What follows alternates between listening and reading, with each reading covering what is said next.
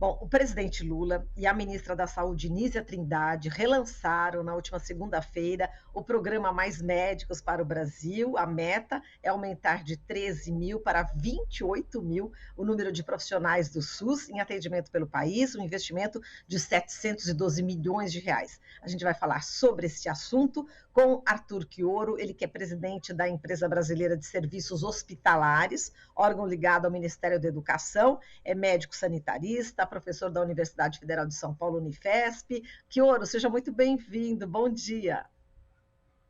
Bom dia, Marilu. Prazer estar aqui de novo com vocês. Prazer é o nosso. Bom, Quioro, o programa Mais Médicos foi criado em 2013, né? Só para a gente lembrar, durante o governo da presidenta Dilma Rousseff, gestão onde você também foi ministro da Saúde. E imagino que o relançamento aí desse programa deva ter sido aí um grande momento, né, de resgate aí de um trabalho que revolucionou o atendimento médico nas periferias das grandes cidades, nesses locais aí longínquos do país e que foi destruído pelo governo passado. Aí eu lembro desses últimos 4 anos, onde você, aqui no Jornal Brasil Atual, falou frequentemente sobre esse desmonte do Mais Médicos e que agora volta com modificações, né? E nesse momento, você podendo colaborar também diretamente com o governo na empresa brasileira de serviços hospitalares, órgão do MEC. Qual que é o desafio, Quioro, desse novo cargo e como é que pode você falar agora dessa volta aí por cima do programa Mais Médicos? Olha, é um momento muito desafiador, porque a saúde do Brasil está literalmente destruída, né? Apesar da resistência dos seus trabalhadores, dos gestores municipais, estaduais, o SUS foi bastante comprometido em função do desgoverno que nós vivemos, né? E isso é refletido no acúmulo, na carga de doenças, na gravidade dos casos que aguardam nas filas de espera e etc, né? Acho que a gente já comentou aqui, Marilu, várias vezes isso. Diante desse quadro, é fundamental que o governo faça um grande investimento naquilo que a gente chama de atenção básica, né?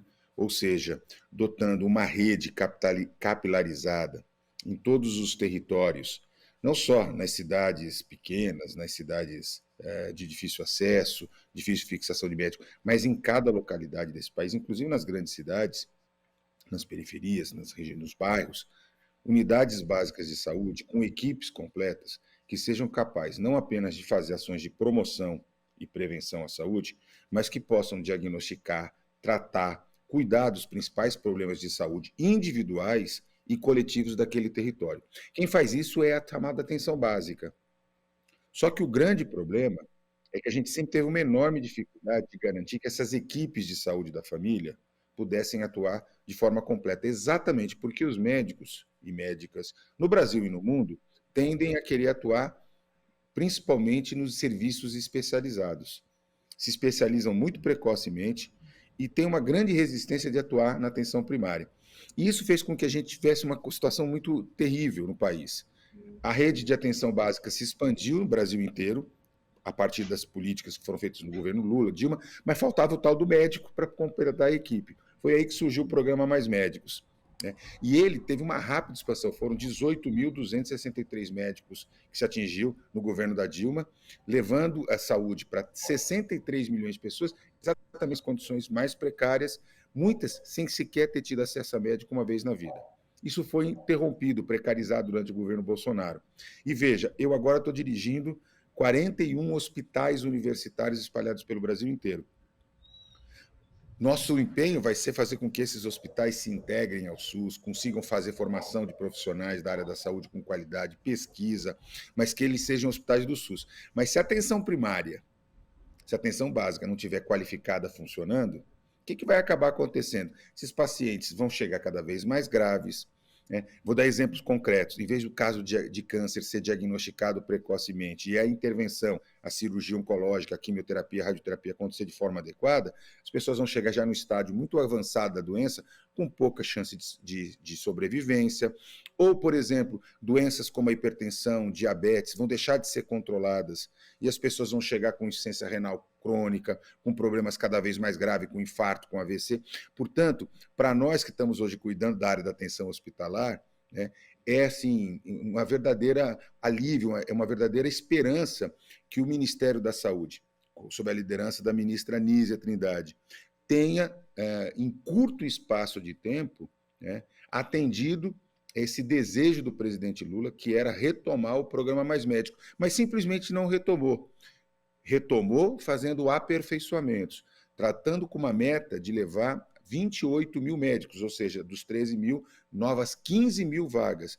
E fazendo, Marilu, um conjunto de aperfeiçoamentos no programa que eu não tenho dúvida nenhuma vão estimular muito os jovens médicos e médicas brasileiros, seja os brasileiros formados aqui no próprio Brasil, seja brasileiros que fizeram sua formação no exterior e estão querendo retornar ao país, que eles ocupem. Eu vou aqui fazer aqui um exercício de aposta, né?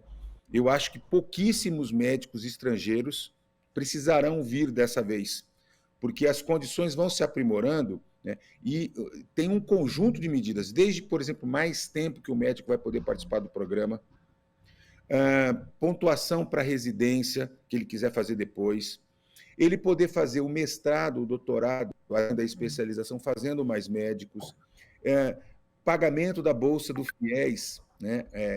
Um abatimento muito considerável da Bolsa do FIES, que é uma medida muito importante, particularmente para os jovens médicos e médicas que fazem a faculdade, que vêm de famílias humildes e que vão ter dificuldade depois de fazer o pagamento. Eu, na Unifesp, eu tenho alunos que o primeiro salário que eles ganham como médico vai integralmente para resolver o problema da sua família, né? Durante o primeiro ano, eles tentam ajudar a sua família a sair das condições difíceis, até porque as famílias, para que eles possam estudar, ficar 6 anos fazendo faculdade, eles não conseguem trabalhar e ajudar, né? Então a família dá um ralo danado. Então, assim, são coisas muito que a gente ouve, e, portanto, um novo perfil de profissionais médicos comprometidos com a saúde da população, que fazem atenção básica por paixão, porque gostam, porque se especializam, vem aí. E isso é muito bom para a saúde da população brasileira. Legal. Kioro, a gente vai aprofundar ainda no Mais Médicos, mas só voltando aí no teu desafio, né, nesse novo cargo no governo federal, já deu tempo de fazer aí um raio-x do que está acontecendo nos hospitais universitários? Já se tem ideia de como estão? Enfim, qual que é a tua impressão, Kioro? Eu estou há bem pouco tempo, né? Eu assumi no dia 1º de março, né? Sim. E eu diria que nós ainda estamos produzindo o diagnóstico da área. Mas eu diria que o grande desafio que a gente tem, as universidades públicas brasileiras viveram ao longo desses últimos 4 anos quase que um desafio de resistência, sabe, Marilu? Resistência para questões mais elementares. E os hospitais universitários, que são unidades das universidades muito caras, né? Você imagina, se já é caro manter uma atividade comum de sala de aula, de professores, técnicos, funcionários, etc., o hospital com recursos especializados, medicamentos, geralmente os hospitais do MEC, né, são hospitais de alto custo, né, de alta complexidade, sofreram muito, muito ao longo desses últimos 4 anos. Mas a criação da IBSER, da empresa brasileira, ela é uma estatal que cuida desses 41 hospitais, trouxe muitas expectativas. Ela foi criada, é uma empresa nova, ela tem 11 anos. Né? Foi criada no final do governo Lula, começo do governo da Dilma, e ela trouxe um mecanismo de gestão, uma possibilidade muito, muito interessante de modernizar os hospitais, de otimizar recursos, de integrá-los em rede, de inseri-los para valer no SUS. E uma coisa que é muito importante, não apenas atender a população que precisa através do SUS, mas produzir ensino e pesquisa voltada às necessidades da população brasileira, né? Então, assim, esse tripé, ensino, assistência, né, e pesquisa, ele é da essência, da natureza dessa instituição, né, que eu passei a presidir agora, e nós já estamos trabalhando de forma muito integrada, não apenas com os reitores, com as universidades via o MEC, mas também com o Ministério da Saúde. Então, eu tenho ali um duplo papel de fazer essa conexão, né? Porque são 41 hospitais, nós vamos ter a entrada, muito provavelmente, da UFRJ, né? Com 9 hospitais, então vamos chegar a 50 hospitais, é a maior rede hospitalar do país, público ou privada, né? Isso é uma potência do ponto de vista do que pode ser feita. Eu diria que ao longo do governo Bolsonaro, os últimos 4 anos, foi um momento de resistência, né? A empresa tentou resistir, né, inclusive ao desmonte, porque como ela é uma estatal, ela era regulada pelo Ministério da Economia, o ministro Guedes fez de tudo imaginável para desmontar, porque a regra era privatizar. e agora a gente vai poder resgatar o caráter público, aproveitando todos, vamos dizer assim, os modernos mecanismos de gestão, né, para, quem sabe, né, inaugurar um tempo, essa que é a nossa expectativa, nosso compromisso, na gestão dos hospitais universitários federais brasileiros, né? E acho que isso é uma contribuição muito importante, né? Para quem já foi ministro como eu, tal, né? Sim. Eu senti a necessidade, porque esses hospitais, se eles entrarem para valer, se integrarem para valer no SUS, eles são parte da solução. Então, por exemplo, o secretário Ovésio Miranda, que é da equipe da ministra Anísia, e que tem a responsabilidade de encarar o problema, a gestão das filas, né? Trabalhado já muito junto, né? No sentido, porque vários desses hospitais, Marilu, eles se constituem na principal referência hospitalar do estado, da região, na região norte, na região nordeste, no centro-oeste, né? Mesmo na região sul. Então, nós vamos ter um enorme desafio, né? E é claro, né, as questões orçamentárias, a reforma tributária, o novo marco fiscal vai definir como é que vai ser a questão dos recursos para a saúde, para a educação. Então, a gente vai ter que acompanhar com muita esperança, com muita expectativa, não apenas as iniciativas do governo, mas as decisões que vão passar pelo Congresso Nacional, que as pessoas, às vezes, assim, eu não quero saber de política, mas é isso que vai definir se vai ter médico, se vai ter medicamentos, se vai ter exame, se vai ter cirurgia lá na ponta, né? Depois a gente reclama e viu, 4 anos com o Bolsonaro, foi 40 anos de atraso, né? Ou mais. Com certeza. Exato. E que ouro, você citou a região norte, falando também da importância das unidades básicas de saúde, e nesse projeto, né, nesse novo relançamento do Mais Médicos, está previsto justamente acelerar recrutamento de profissionais para os distritos indígenas. Né? E nesse momento é fundamental porque a gente está vivendo esse drama aí, acompanhando o drama dos Yanomami, não é isso? Então, essa questão da política indígena deve, enfim, ter aí um reforço fundamental nesse momento, né, na saúde. Prioridade total. Sabe por quê? O retrato do sofrimento dos povos Yanomamis, ele é a tradução também do que acontece com outros povos indígenas, né? Não é só a situação que a gente vive ali em Roraima, né? Quando a gente viveu a coordenação, né, do programa Mais Médicos, quando eu substituí o ministro Alexandre Padilha, nós conseguimos, com Mais Médicos, garantir que os 34 distritos sanitários indígenas, né, porque são chamados de 6, eles têm uma característica muito especial, todos eles tivessem com as equipes médicas completas. Foi a primeira vez em 500 anos de história do Brasil que nós tivemos médicos e equipes com enfermeiros, com técnicos, com agentes de saúde em todas as aldeias, em todos os povos indígenas, em todos os territórios, em todos os DICEIs, né? Veja, o que a gente viu a partir do desmonte do programa Mais Médicos, até porque, num primeiro momento, é muito interessante, poucos médicos brasileiros aceitaram ir para os DICEIs. Essas vagas, naquele momento, foram preenchidas fundamentalmente por médicos estrangeiros, de várias nacionalidades, e pelos médicos cubanos em particular, né? E foi uma grande contribuição. E isso tudo foi muito desmontado.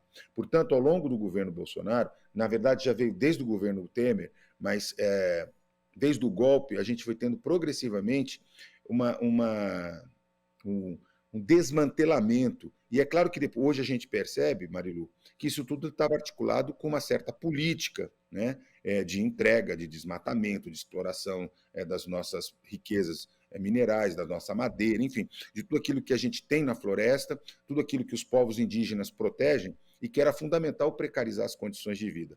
Portanto, acerta de maneira absolutamente corretíssima, né? Assim, é uma prioridade que eu não tenho dúvida nenhuma que ela se fazia necessário, que o Mais Médicos, novo Mais Médicos, volte a dar prioridade para conseguir completar essas equipes e garantir assistência médica necessária para os povos.